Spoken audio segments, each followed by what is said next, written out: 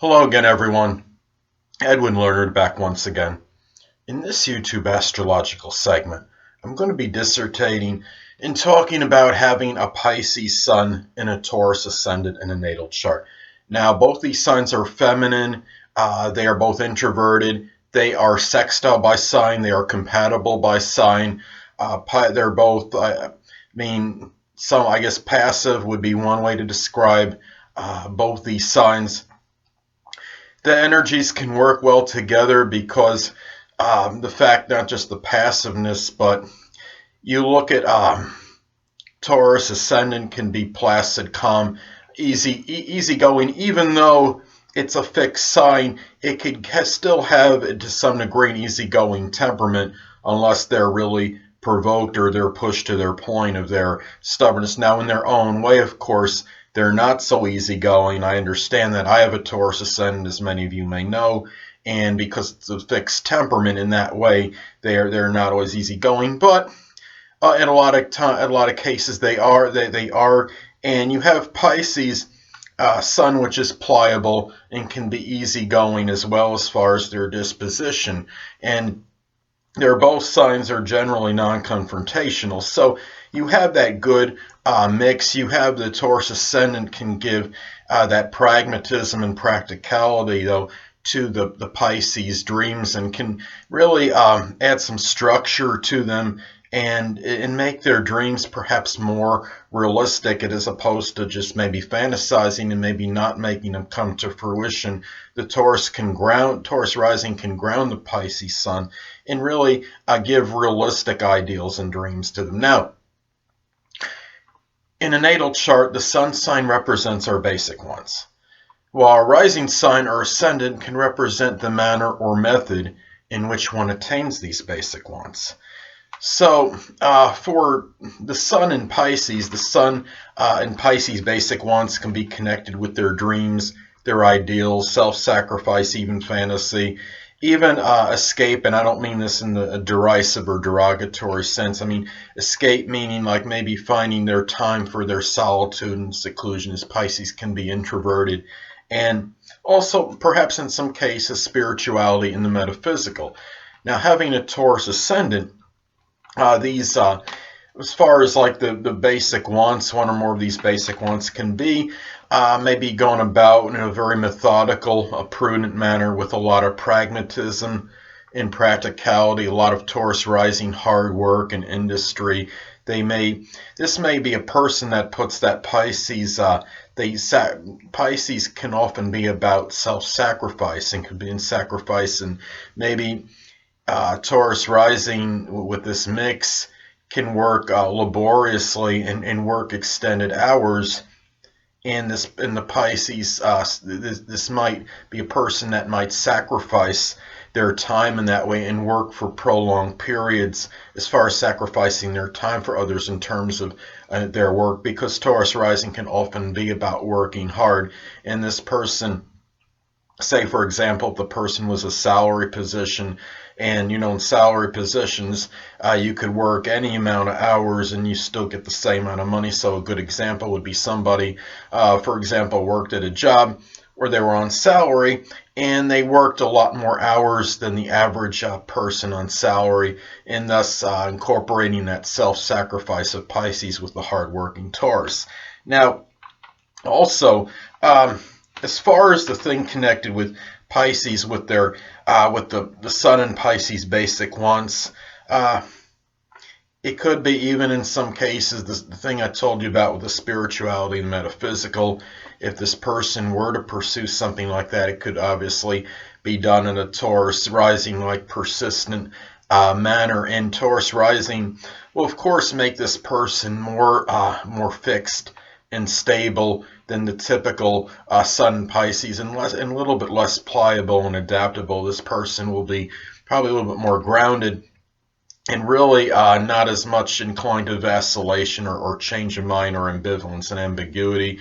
The person will probably be a little bit more decisive in action than the typical Sun in Pisces.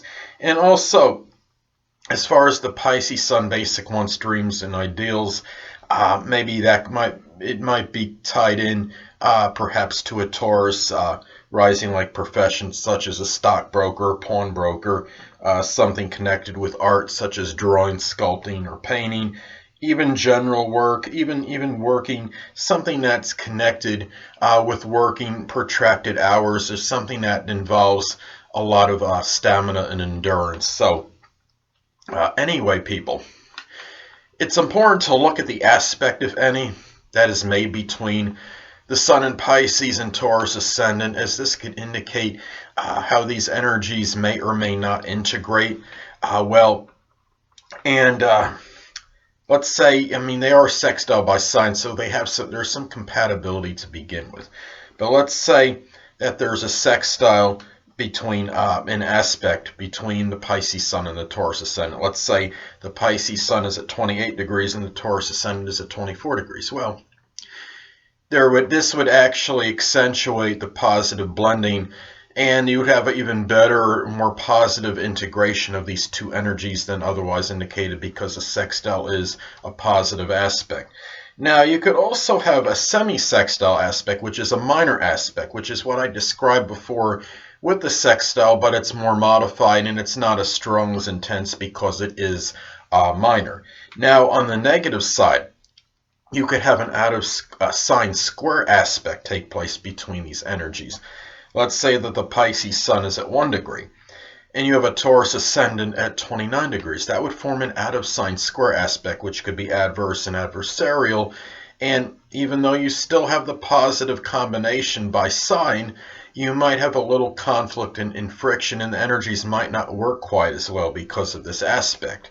And even if the person is not cognizant of his or her astrological placements, it could indicate that this person may feel somewhat misconstrued or misunderstood by others due to the fact that what he or she is projecting outwardly may be strongly different than what is going on inside, at least maybe in their perception. Now, you could, and also what I wanted to continue with that is that could also lead to perhaps some inner feelings of exasperation and tension. Now, you could have something similar take place with the semi-square aspect, which is a minor negative aspect. Let's say someone has the Pisces Sun at 21 degrees and the Taurus Ascendant at 6 degrees.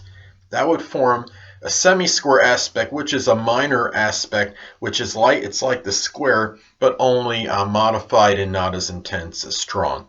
So, anyway, it's also important to look at the house placement of the Sun in Pisces, as this could indicate, even though the Taurus rising or ascendant may somewhat suppress the Sun in Pisces energy, it could indicate that Sun in Pisces energy may still come out at least somewhat prominently in that particular house that it is posited in. Now, let's say that the Sun in Pisces is posited in the 10th house. Well, the 10th house is an angular house, so that energy might be more accentuated and come out stronger in that house because it is an angular house.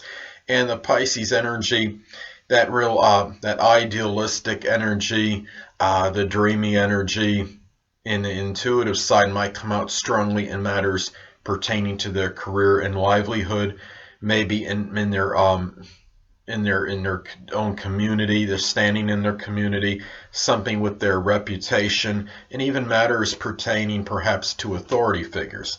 Now, if the Sun in Pisces is in the 11th house, well, this could indicate that this perhaps even spirituality, the Pisces idealism, that strong sensitivity and emotion might come out strongly in matters connected with their goals, their aspirations, and with their friends and acquaintances as well.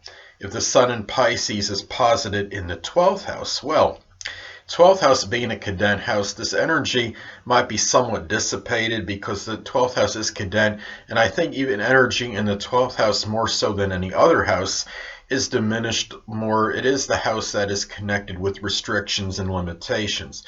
But however, that Pisces energy may still come out somewhat, at least somewhat strongly in matters in seclusion and solitude, maybe in matters behind the scenes, and maybe perhaps in matters maybe even even in the perhaps in the metaphysical, or doing things, helping, sometimes maybe even helping others that are less fortunate, because the 12th house does correspond with the sign Pisces. So you might see that energy come out in those matters, at least somewhat prominently. But anyway, people, that'll conclude this YouTube astrological segment for having the Sun in Pisces and a Taurus Ascendant in a natal chart. And stay tuned next time, where I'll be dissertating and talking about having the Sun in Pisces and a Gemini Ascendant in a natal chart. Two things I want to get with you on before I head out. Firstly, the stars may impel but do not compel. And secondly, never isolate any single astrological element, aspect, planetary placement, position, configuration, influence, or what have you, and make an analysis of a person, astrologically speaking, based on this alone, because astrologically speaking, the person is the sum of all their components in their natal chart, and not just one. Until next time, people, stay well.